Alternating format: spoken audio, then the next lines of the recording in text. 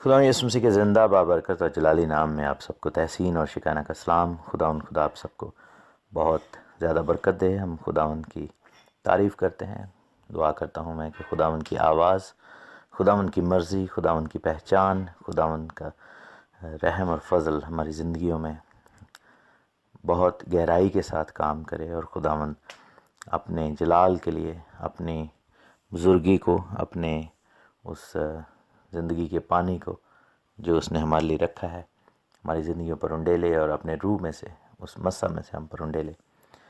Book of Genesis یعنی پیدائش برشیت کی سٹڈی ہم کر رہے ہیں، اتپتی، اور اس کا تیسرا باب ہے اور تھرڈ چیپٹر، تیسرا ادھیائے، اور اس کی 23ویں سے 23ویں اور 24ویں آیت پڑھیں گے، یعنی کہ باب کا اختتام ادھر ہو جائے گا، خاتمہ ہوگا اس چیپٹر کا، اور پھر کل سے ہم پھر چیپٹر 4 کا آغاز کریں گے۔ خوبصورت سٹڈی ہے، ہم نے بہت ساری باتوں کو سیکھا ہے، بہت سارے کلام کے بھیدوں کو ان چیپٹرز میں سیکھا، اور ایک ایک لفظ میں بھید ہے، ایک ایک بات میں بھید ہے۔ یہاں پر ہم دیکھتے ہیں کہ خداوند نے کنسرن شو کیا کہ انسان اب چونکہ گناہ میں گر گیا ہے، اور اب یہ اچھا نہیں ہے کہ وہ زندگی کے درخت میں سے لے، حیات کے درخت میں سے، اور اس میں سے بھی لے کر کچھ کھا لے اور ہمیشہ جیتا رہے۔ اس لیے خداوند نے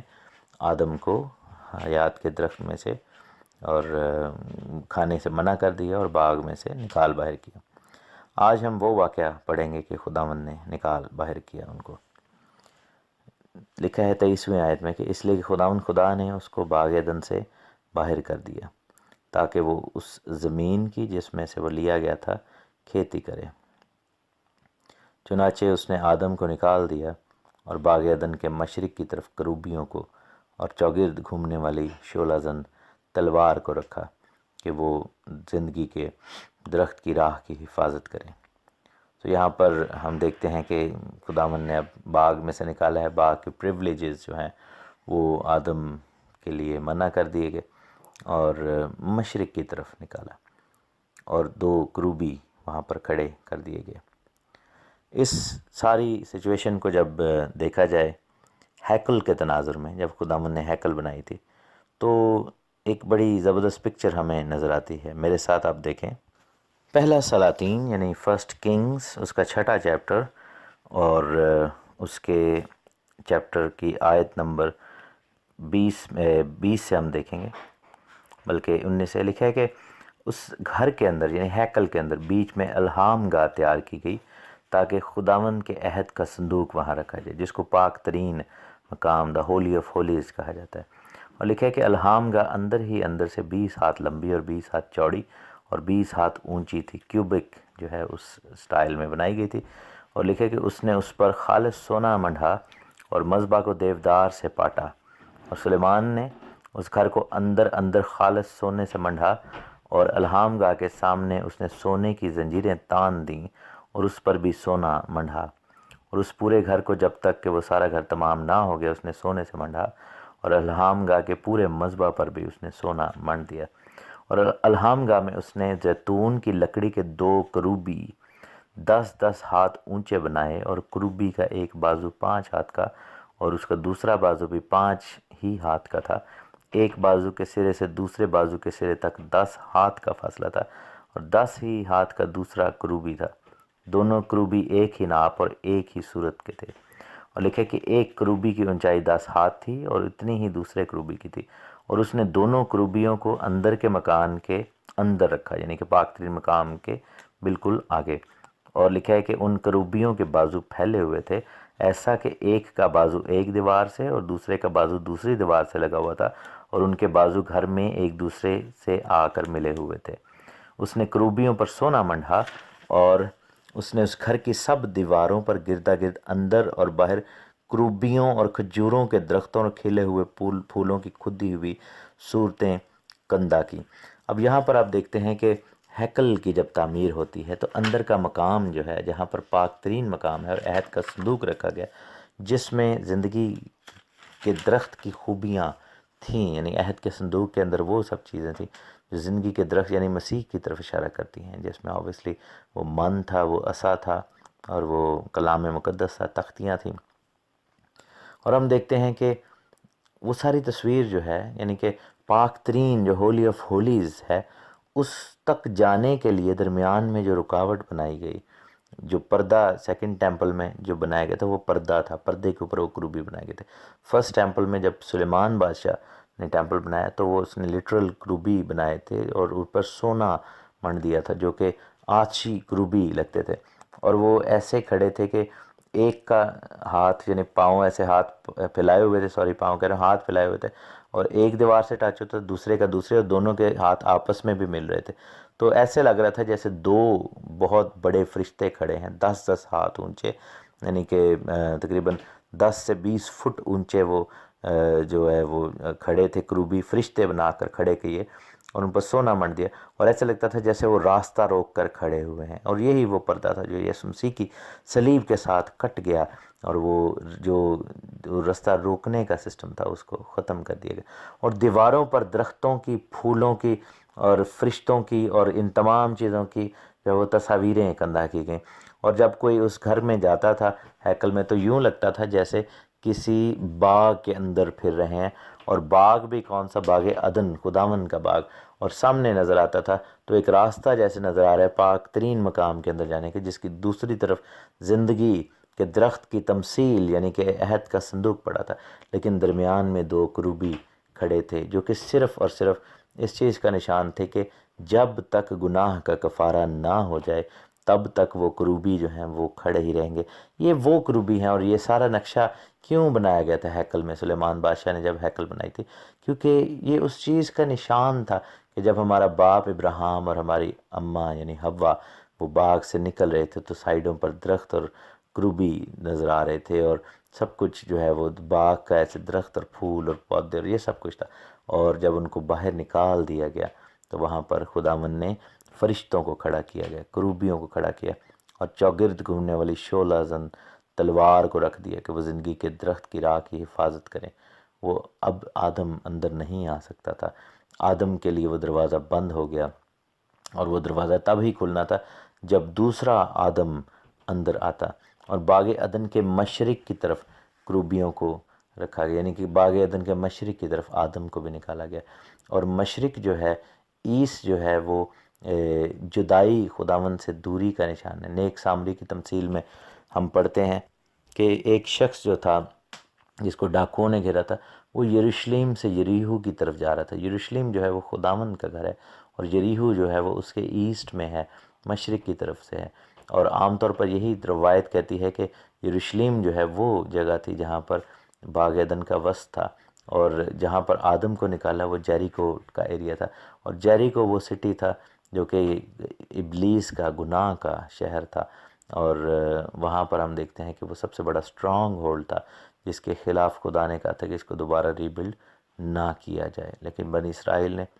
اس کو ریبلڈ کیا، اور اخیب بادشاہ جو کہ برائی کا ایک بہت بڑا کہہ لیں کہ نام تھا، اور اس نے مثالیں قائم کر دی برائی کی، اس نے اس شہر کو ریبلڈ کیا تھا. اور ہم دیکھتے ہیں کہ آدم کو جب نکالا گیا تو مشرق کی طرف نکالا گیا. وہاں سے قائن جب بھاگتا ہے 4 باب کی 16ویں آیت میں، تو جب قتل کرتا ہے تو وہ اور زیادہ مشرق کی طرف بھاگ جاتا ہے، ایون فردر ایسٹ. اور پھر ہم دیکھتے ہیں کہ جب 11ویں باب میں جاتے ہیں تو وہ مشرق کی طرف اور آگے جاتے ہیں تو بابل یعنی شنار کی زمین کے اندر پہنچ جاتے ہیں، جہاں پر جو ہے وہ ہم دیکھتے ہیں کہ نیا ریلیجن سٹارٹ کیا جاتا ہے، اور برائی اور بت پرستی ان سب چیزوں کا آغاز ہوتا ہے. مشرق جو ہے میرے عزیزو غلط تعلیم، بابل اور خداوند سے دوری اور بت پرستی کی علامت ہے، اور سورج کی پرستش کا نشان ہے. میرے ساتھ اگر دیکھیں حزقیل کی کتاب، اس کا 8واں باب اور اس کی 14ویں آیت، لکھا ہے کہ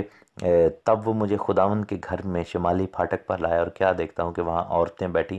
تموز پر نوحہ کر رہی ہیں. تب اس نے مجھے فرمایا کہ اے آدم زاد، کیا تو نے یہ دیکھا ہے؟ تو ابھی ان سے بھی بڑی مکروہات دیکھے گا. پھر مجھے خداوند کے گھر کے اندرونی صحن میں لے گا، اور کیا دیکھتا ہوں کہ خداوند کی ہیکل کے دروازہ پر آستانہ اور مذبح کے درمیان قریباً 25 شخص ہیں جن کی پیٹھ خداوند کی ہیکل کی طرف ہے، اور ان کے منہ مشرق کی طرف ہیں، اور مشرق کا رخ کر کے آفتاب یعنی سورج کو سجدہ کر رہے ہیں۔ سو مشرق جو ہے وہ بت پرستی کا نشان ہے۔ مشرق جو ہے وہ ہم دیکھتے ہیں کہ فالن نیچر کا نشان ہے۔ مشرق جو ہے وہ حکم عدولی کے باعث نکال دیے جانے کی علامت بن گیا۔ مشرق کی طرف جانا جو تھا وہ باغ عدن سے دور ہوتے جانے کا نشان تھا، خدا کی حضوری سے دور تر ہوتے جانے کا نشان تھا۔ اور یہی ریزن تھا کہ جب خدا یسوع مسیح واپس آتے ہیں تو وہ ایسٹرن ڈور سے آتے ہیں، جیسا حزقیل کی کتاب کے 44 باب میں پروفیسی تھی کہ خداوند کا جلال جو ہے وہ مشرقی دروازہ سے آئے گا اور پھر وہ دروازہ بند کیا جائے گا۔ اور ہم دیکھتے ہیں کہ وہ پروفیسی آج کے زمانے تک پوری ہوتی ہے، کیونکہ وہ مشرقی دروازہ ایک خلیفہ نے، اسلامی خلیفہ نے بند کروا دیا تھا 10ویں صدی میں، کیونکہ اس کو معلوم نہیں تھا کہ وہ کیا کرے، لیکن حزقیل کی کتاب میں یہ پروفیسی تھی، اور اس نے یہودیوں سے پوچھا تھا کہ یہ مشرقی دروازے کا کیا سگنیفیکنس ہے، اور انہوں نے کہا تھا کہ ہمارا جو مسیح ہے وہ آئے گا تو ادھر سے گزرے گا، لیکن آبویسلی مسیح تو آ چکا تھا اور وہ گزر چکا تھا، اور حزقیل نے پروفیسی کی تھی کہ جب مسیح آ کر گزر جائے گا تو پھر یہ دروازہ بند کر دیا جائے گا، اور وہ صدیوں سے یعنی کہ فار سینچریز وہ دروازہ جو ہے وہ بند ہے۔ ہم اس دروازے پر جا چکے ہیں۔ ایسٹرن گیٹ اگر آپ سرچ کریں گوگل پر ایسٹرن گیٹ آف یروشلم تو آپ کو نظر آئے گا کہ وہ دروازہ اینٹوں سے بند کیا گیا، واحد دروازہ یروشلم کی پرانی دیوار کا ہے جو اینٹوں سے بند کیا گیا ہے۔ اس سے پہلے باقی جتنے بھی دروازے ہیں وہ سارے کھلے ہیں اور لوگ اس میں سے آ جا سکتے ہیں۔ تو یہاں پر ہم دیکھتے ہیں کہ ایک ریسٹوریشن کا جب پروسیس شروع ہوتا ہے تو خداوند یسوع مسیح نے جب واپسی کا سفر کیا یروشلم میں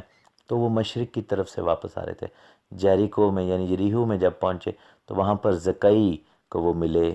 آپ دیکھ سکتے ہیں لوکا کی کتاب 19ویں باب میں، اور زکئی سے ملاقات کرتے ہیں۔ زکئی جو ہے وہ آدم کی تصویر ہے جو چھوٹا رہ گیا ہے، جو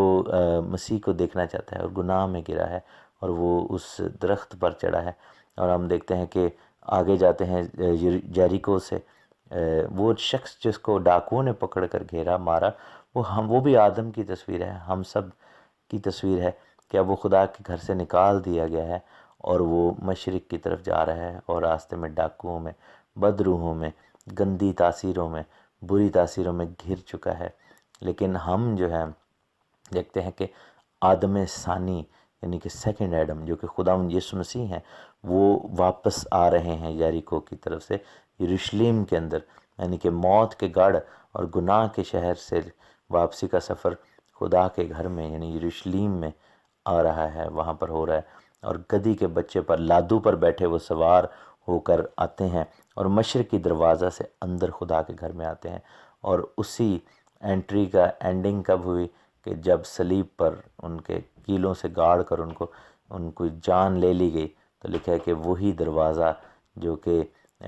ہم دیکھتے ہیں کہ مشرق میں زیتون کے پہاڑ پر یہ سب کچھ ہو رہا تھا، اور وہاں پر نظر آتا ہے کہ وہی دروازہ جو ہیکل کے اندر تھا جس پر وہ 2 فرشتے بنے ہوئے تھے، وہ پردہ جو تھا وہ اوپر سے لے کر نیچے تک پھٹ گیا، اور وہ فرشتے نہ صرف جو ہے وہ جسمانی ہیکل میں جو کہ زمین پر ہے وہ ہٹ گئے اور عہد کے صندوق تک راہ جو ہے وہ ہموار ہو گئی، بلکہ آسمانی مقاموں میں بھی یہ آزادی بن گئی کہ جو فرشتے زندگی کے درخت کی راہ کی حفاظت کرتے تھے کہ اب آدم اس میں سے آ کر لے نہ لے، وہ فرشتے ہٹا دیے گئے کیونکہ اب اس کی ضرورت نہیں ہے، کیونکہ زندگی کا درخت یعنی یسوع مسیح ناصری